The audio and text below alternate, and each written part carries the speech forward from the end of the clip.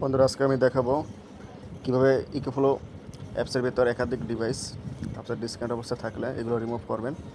তো এখানে দেখতে পাচ্ছেন আমার এখানে একাধিক ডিভাইস আপনার ডিসকানেক্ট অবস্থায় রয়েছে। তো এগুলো আনবিল্ড করা হয় নাই, যার কারণে থেকে গেছে। তো এগুলো রিমুভ করার জন্য উপরে যে এস চিহ্ন রয়েছে দেখতে পাচ্ছেন লাল, এখানে ক্লিক করবেন।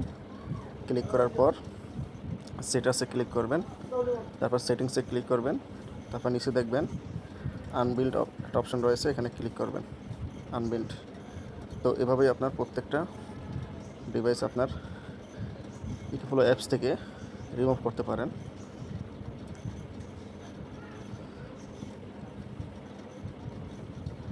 তো এই ডিভাইসগুলো আগে কানেক্ট করা হয়েছিল, কিন্তু সেখান থেকে আপনার আনমিট করা হয় না, যার কারণে আপনার এখানে সেভ হয়ে গেছে। তো আজকে ছিল এ পর্যন্তই। ধন্যবাদ।